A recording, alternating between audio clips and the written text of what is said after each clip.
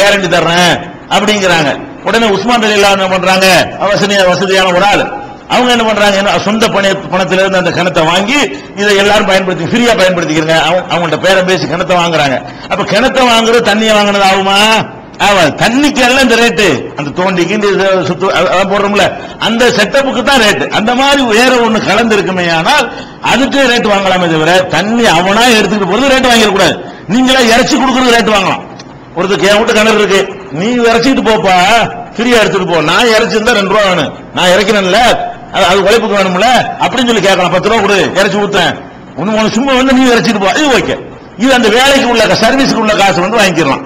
அது அந்த பேர ரூமாங்கிற கிணறை வந்து ரசூல் ஸல்லல்லாஹு அலைஹி வஸல்லம் அவர்களுக்காக வேண்டி அவங்க சொல்ல கேட்டு உஸ்மான் வாங்கினாங்கன்ற திருமதியில 3632, 3636, நசையில 3131, இன்னும் பல ஹதீஸ்கள் இருக்கிறது. இது நம்ம தவிர்த்துக் கொள்ள வேண்டும். ஹலாலான ஒன்று வந்து வியாபாரம் ஆக்கக்கூடாது, இது ஒண்ணுதான். ஹலாலா இருந்தும் கூட என்ன செய்யக்கூடாது, வியாபார பொருள் ஆக்கக்கூடாதுன்னு சொல்றது ஒன்னே ஒண்ணு இருக்கு வித்தியாசமா. அதுக்கு முதலிடம் கொடுத்து அதை சொல்றோம். அடுத்தபடியாக வந்து நமக்கு பன்றி தடுக்கப்பட்டிருக்கு குர்ஆன்ல. 4 விஷயம் அல்லாஹ் குர்ஆன்ல ஹராம்னு சொல்றாங்க இல்லையா, அதுல பன்றி நீங்க சாப்பிடக்கூடாதுன்னு எல்லாம் தடுக்கிறான்.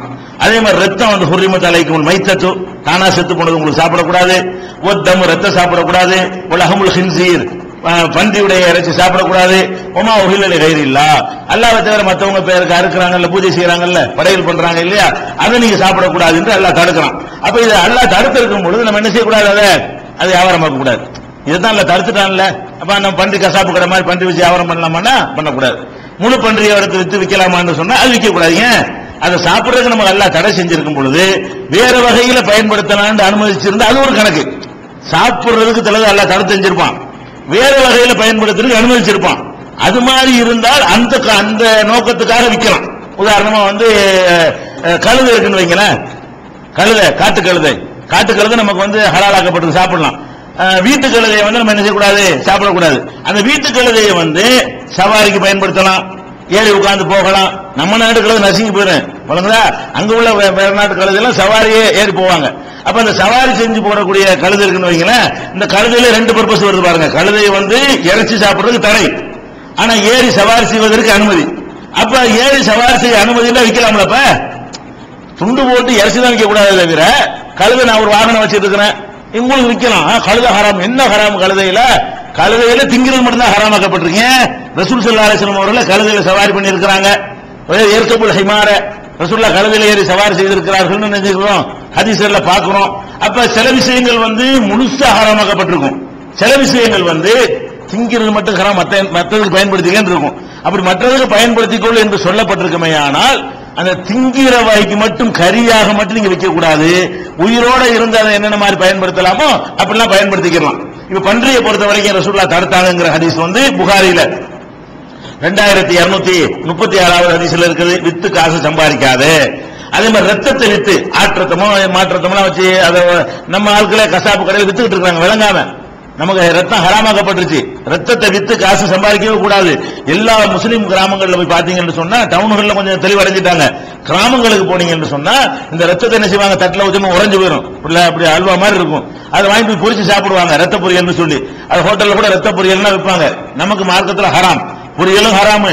அந்த ரத்தத்தை விற்பது அது ஹராம் ஆயிரும்.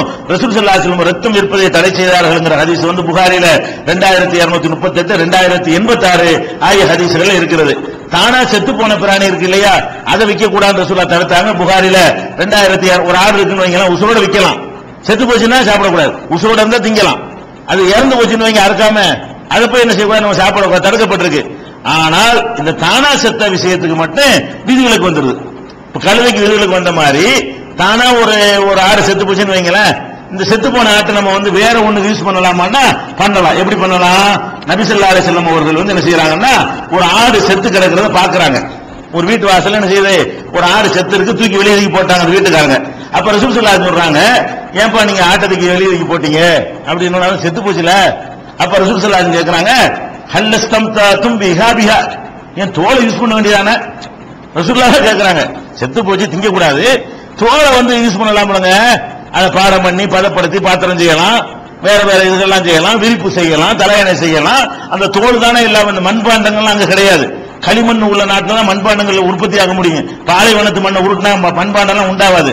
அவங்க பாத்திரமே என்னதான் வச்சிருந்தாங்க, தோல்ல தான் பாத்திரமே, தண்ணி எல்லாமே இதெல்லாம் வச்சிருப்பாங்க, தோல் பாத்திரத்தை கட்டி தொங்க விட்டு வச்சிருப்பாங்க. அப்ப ரசூல் ஸல்லல்லாஹு அலைஹி கேட்கிறாங்க, ஹல்லா இஸ்தம்தாத்தும் பிஹாபிஹா, அதனுடைய தோலை நீங்க பயன்படுத்தலாமே. என்னுடைய தோலை, மையத்துடைய தோலை, உசுரோட இருக்கிற ஆட்டு தோலும் ப்ராப்ளம் கிடையாது, யூஸ் பண்ணலாம், அது யாருக்கு சொல்ல தேவையில்லை. ஆனால் ஒரு ஆடு செத்து போச்சுன்னா ஹராமாச்சு. இப்ப செத்து போன ஆட்டு நம்ம சாப்பிடக்கூடாது தானே, அந்த செத்து போன ஆட்டுல தூக்கி எறிஞ்சிடாம தோலை உரிச்சுட்டு கொண்டு தூக்கி எறிங்க, எதுக்கு தோலை வீணாக்குறிய அப்படின்னு கேட்கிறாங்க. அப்ப அப்ப மக்கள் எல்லாம் சொல்றாங்க, இன்னதா மைத்தத்தும், அல்லாஹ்வுடைய ரசூலை செத்து போனது, அது போய் அந்த தோலை யூஸ் பண்ண சொல்றீங்களா அப்படின்னு சொல்லி அவங்க புரிஞ்சுக்கிட்ட வகையில் அவங்க கேட்கறாங்க எதிர்கேள்வி. அப்ப ரசூல் ஸல்லல்லாஹு அலைஹி சொல்றாங்க, இன்னமா ஹுரிம அக்குல்ஹா, சாப்பிடத்தானே வேண்டாம்னு சொன்ன, இதே எடுக்க வேண்டாம்னு சொன்னேன், தோலை எடுத்துட்டு போ. உன்னை இந்த மையத்து விஷயத்துல என்ன சட்டம், தோலுக்கு இந்த சட்டம் பொருந்தாது. அப்ப எந்த பிராணி உங்களுக்கு சாப்பிடக்கூடாதுன்னு சொன்னாலும் சரி, தோல் சாப்பிடுறதுக்கு உரிய கிரவுண்ட்ல வராது. தோலை சாப்பிட செய்வோம் யாரு, தோல் சாப்பிடுற பொருள் கிடையாது, அது கவர் பண்ற ஒரு உரதான் அது. அதனால எந்த பிராணி உங்களுக்கு ஹராமாக்கப்பட்டாலும் சரிதான், அதனுடைய தோலை நினைஞ்சிக்கலாம், அழகா யூஸ் பண்ணி கொள்ளலாம். எந்த அளவுக்கு யூஸ் பண்ணலாம்னு கேட்டா, இது புகாரிகள் எங்க இருக்குன்னா 2221, 1492, 5531, 5532, இதுல எல்லாம் தோலை ஏன் நீங்கள் பயன்படுத்தாமல் விட்டீர்கள் என்று ரசூல் ஸல்லல்லாஹு அலைஹி வஸல்லம் கேட்டது இந்த ஹதீஸ்ல இடம்பெற்றிருக்கிறது.